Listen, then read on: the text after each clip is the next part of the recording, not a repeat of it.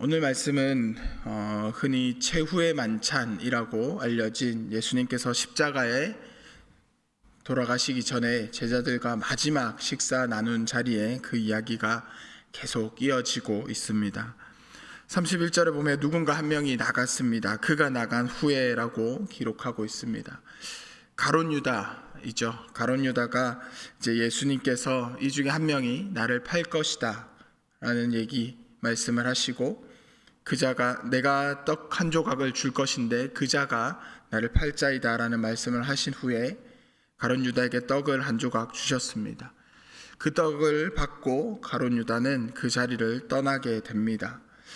그런데 예수님께서 그가 나간 후에 예수께서 이르시되 지금 인자가 영광을 받았다라고 말씀하십니다. 가룟 유다가 떠난 이후에 이제 예수님께서 영광을 받으셨다라고 이야기하십니다.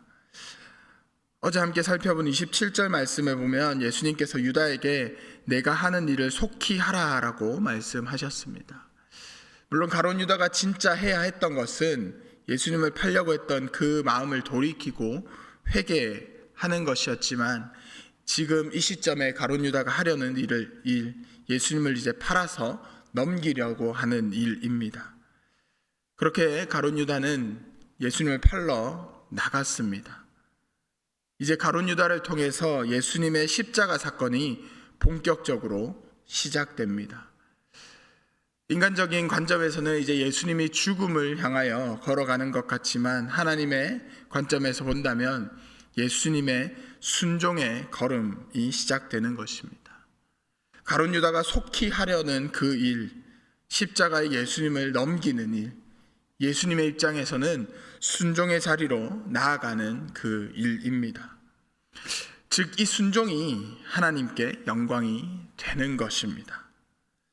우리가 살아가면서 하나님께 가장 영광을 받는 장면은 하나님께 순종하는 일일 겁니다. 제가 청년 시절에 이제 사역자가 되겠다, 신학교를 가겠다라는 마음을 먹었을 때 청년부 목사님께서 저에게 해주셨던 말씀이 있습니다. 그리스도인으로서 하나님을 위해서 하는 모든 일들이 하나님의 일이지만 사역자로 살아가는 것만큼 영광스러운 일은 없는 것 같다. 그런데 그것보다 더 영광되는 것은 그리스도인으로 순종하며 살아가는 것이다 라는 말씀을 해주셨습니다. 하나님께 많은 일을 하고 교회를 위해서, 하나님을 위해서 뭔가 드러나고 사람들이 주목할 만한, 칭찬받을 만한 일이 하나님께 영광이 되는 것이 아니라, 작은 일일지라도, 드러나지 않을지라도, 티가 전혀 나지 않을지라도 하나님께 순종하는 그것이 인간에게는 가장 큰 하나님의 영광입니다. 예수님은 이어서 또 하나님도 인자로 말미암아 영광을 받았다라고 말씀하십니다. 인자가 사람이 순종하는 일, 십자가에 달리시는 일, 십자가 사건은 하나님의 사랑을 가장 크게, 가장 명확하게 이 땅 가운데 보여준 사건입니다. 그래서 하나님의 영광도 십자가에서 나타납니다. 하나님의 영광도 인간의 순종의 모습, 하나님의 말씀을 따르는 그들의 모습을 통해서 나타나는 것입니다. 사무엘상에서 15장 22절에 보면 사무엘도 그렇게 이야기합니다. 순종이 제사보다 낫고 듣는 것이 순양의 기름보다 낫다라고 이야기하고 있습니다. 어떠한 행위를 하는 것, 때로는 예배하는 것보다 순종하는 것이 하나님께 더 기쁨이 된다라고 이야기하고 있습니다. 우리의 삶에서 작은 것부터 순종하면서 하나님께 영광이 되는 그런 그리스도인으로 살아갔으면 좋겠습니다. 32절에서는 만일 하나님이 그로 말미암아 영광을 받으셨으면 하나님도 자기로 말미암아 그에게 영광을 주시리니 곧 주시리라라고 말씀하십니다. 곧, 이제 십자가의 사건이 더 가까이 왔음을 이야기하고 있습니다. 그렇게 순종에 대해서, 영광에 대해서 말씀하시면서 33절에 작은 자들아라고 부르십니다. 제자들을 부르는데 이제 작은 자들아라고 부르고 계십니다. 이 작은 자들아라는 원어를 살펴보면 자녀들아라고 부르시는 장면입니다. 그런데 이 장면에는 가룟 유다가 제외되어 있습니다. 이제 주님의 말씀을 따라서 순종하며 복음을 따라 살 자들에게 자녀들아라고 부르시면서 주님께서 가시는 그 자리에 너희들이 아직은 올 수 없다라고 말씀하십니다. 이제 그 사랑하는 자녀들에게 이별을 고하고 계십니다. 물론 십자가에서 죽으시고 부활하신 이후에 하나님께로 올라가시기 전에 며칠 동안 함께 계셨던 시간이 있었지만 이 시점에서 보면 이제 마지막 장면입니다. 그러면서 그들에게 또 한 가지의 가르침을 34절에서 새 계명을 너희에게 주노니 하면서 한 가지 더 가르침을 주고 계십니다. 그 새 계명은 서로 사랑하라입니다. 내가 너희를 사랑한 것 같이 너희도 서로 사랑하라. 저는 처음 이 말씀을 봤을 때 이거는 불가능한 것이 아닌가라는 생각을 했습니다.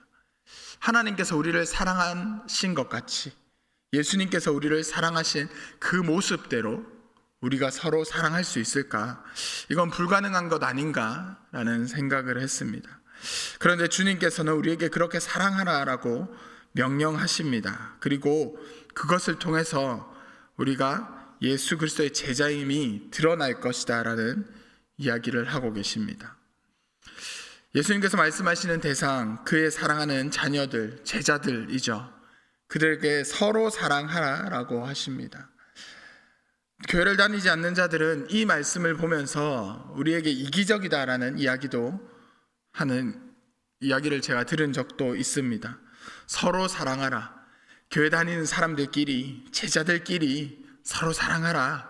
이런 이야기로 해석하는 사들도 보았습니다. 그런데 예수님의 이 가르침은 그런 말씀이 아닙니다. 이것은 교회끼리 사랑하라라는 것이 아니라 사랑의 모양, 사랑의 모습에 대한 이야기입니다. 교회 안뿐만 아니라 세상 사람들에게도, 신앙이 없는 사람들에게도 사랑은 분명히 있습니다. 사랑은 유익합니다. 그런데 세상의 사랑과 그리스도인들의 사랑의 결정적인 차이는 그 모양과 모습에 또 그 동기에 있습니다. 세상의 사랑은 손익을 따집니다. 손해와 이익을 따집니다. 사실 그 사랑은 거짓된 사랑입니다. 배려하고 섬기고 정말 사랑하는 것 같지만 거기에 나의 손해가 보일 때에, 거기에 내가 힘든 것이 보일 때에, 거기에 내가 더 많이 뭔가 해야 되는 것이 보이면 그 사랑의 모습이 작아집니다. 때로는 그 사랑의 발걸음이 멈춰집니다. 또한 세상의 사랑은 지극히 감정적입니다. 오늘날의 모습을 보면 대부분 희생이나 배려, 그런 손해를 치르지 않으려고 합니다. 젊은 세대들 가운데 나타나는 결혼하지 않는 모습, 자녀를 낳지 않는 모습, 나의 삶을 희생해서 다른 사람을 배려하고 나의 삶을 희생해서까지 가정을 이루고 싶지 않기 때문에 나타나는 모습일 수도 있습니다. 그런데 교회의 모습은요, 예수 그리스도의 제자의 모습은 서로 예수님의 사랑을 나누는 곳입니다. 예수님의 사랑은 희생과 용서와 섬김과 배려입니다. 그런 모습들이 서로 나타나는 거죠. 교회 안에서의 사랑, 세상과 다르게 나를 희생하고 나에게 상처 준 사람을 용서하고 손해와 이익을 따지지 않고 진정으로 섬기는 그 모습, 그런 모습이 예수님의 사랑이고 이 모습으로 우리가 서로 사랑하라라고 하십니다. 그리고 이런 모습이 나타날 때에 그 모습을 보고 세상 사람들이 우리가 아는 사랑과 다르다, 우리가 아는 사랑의 모습과 뭔가 다르다, 저 모습이 예수 그리스도의 제자의 사랑이구나, 그리스도인들의 사랑이구나 라고 깨닫게 된다는 것입니다. 우리 구포교회 가운데 그런 사랑이 넘쳐났으면 좋겠습니다. 세상에 사는 사랑과 다르게 배려하고 희생하고 용서하고 내가 더 섬기는 그런 예수님의 사랑이 우리 가운데 나타났으면 좋겠습니다. 그래서 우리가 서로 그렇게 사랑하는 모습을 통해서 이 구포 지역 사람들이, 세상 사람들이 우리 교회를 보면서 저 모습이 교회의 모습이구나, 저 모습이 예수 그리스도의 제자의 모습이구나 깨달아가는 그런 귀한 통로가 되기를 소망합니다. 예수님께서 이렇게 마지막 계명을 주셨습니다. 이 이야기를 들은 베드로가 예수님께 질문합니다. 주님, 어디로 가십니까? 이 질문에는 주님 어디로 가시든지 제가 따라가겠습니다 라는 베드로의 결단이 담겨 있습니다. 이 이야기에 예수님께서 다시 한번 말씀하십니다. 지금은 따라올 수 없다. 베드로의 이 결단, 이 결심은 어쩌면 우리가 흔히 아는 베드로의 성향, 호기롭고 주님 앞에 결단하며 뭐든지 하겠습니다라는 그의 성향의 이야기일 수도 있겠지만, 그의 선한 동기, 예수님을 아끼고 예수님을 사랑하는 그 마음이 담겨 있습니다. 그런데 예수님께서는 그곳에 네가 지금은 올 수 없다라고 말씀하십니다. 그 자리가 어디냐? 예수님께서 지금 가시는 곳은 십자가, 고난의 자리입니다. 그리고 하나님 나라로 발걸음하고 계십니다. 지금은 안 되지만 이후에는 네가 올 수 있을 것이다. 예수님께서 받으신 그 고난, 베드로도 제자들도 나중에 함께 받을 것이다 라고 예수님께서 계속해서 그들에게 알려주셨습니다. 하나님 나라를 허락받는 것은 하나님의 그 고난, 예수님의 그 고난을 우리도 경험한 이후에 허락받게 됩니다. 우리 역시도 지금은 예수님의 그 고난에 동참한 이후에 하나님 나라를 허락받을 수 있습니다. 우리 삶에, 우리 신앙생활에 고난이 있다는 것은 그 하나님 나라를 허락받는 단계, 하나님 나라로 걸어가는 한 걸음 한 걸음이 가까워지고 있다는 것입니다. 예수님께서 베드로를 향해서 또 이런 예언도 하십니다. 네가 닭이 울기 전에 나를 3번 배신할 것이다. 하룻밤 사이에 3년 동안 함께했던 예수님을 3번이나 완전히 부인할 것이다 라는 예언을 하십니다. 그 예언대로 베드로는 예수님을 부인하게 됩니다. 이 모습만 보면 베드로와 가룟 유다의 모습이 동일해 보입니다. 예수님을 배신하였습니다. 은 30냥에 예수님을 팔아넘겼고 예수님을 내가 모른다라고 부인하였습니다. 그런데 그 결과는 다릅니다. 가룟 유다는 버림받았고 베드로는 사도가 되었습니다. 둘 다 예수님의 제자였습니다. 그런데 왜 결과가 다르게 나타났을까요?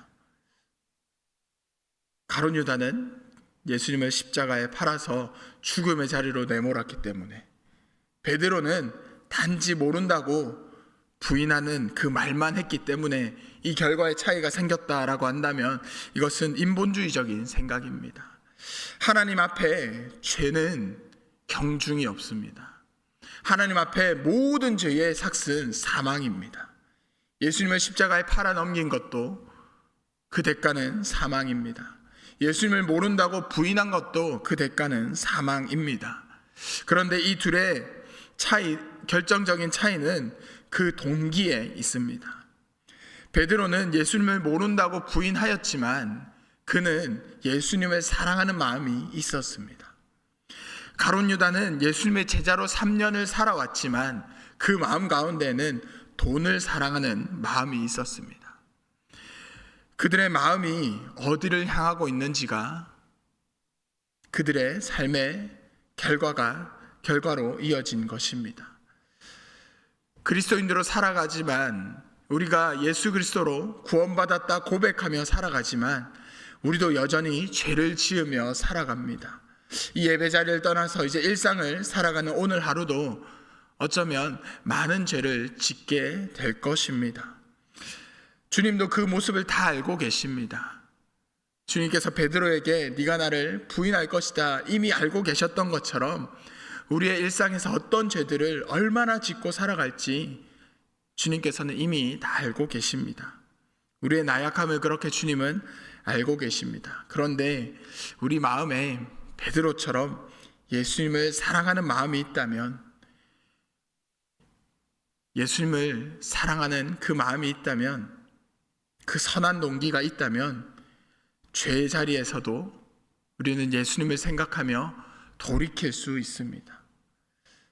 가룟 유다처럼 돈을 사랑하는 마음이 있고 세상을 사랑하는 마음이 있고 나 자신을 사랑하는 마음이 있다면 회개의 자리로 나오는 것이 너무 어렵습니다. 하지만 주님을 사랑하는 마음이 있다면 우리가 여전히 나약한 죄인이지만 주님께 다시 나올 수 있는, 회개의 자리로 돌이킬 수 있는 그 기회들은 얼마든지 있습니다.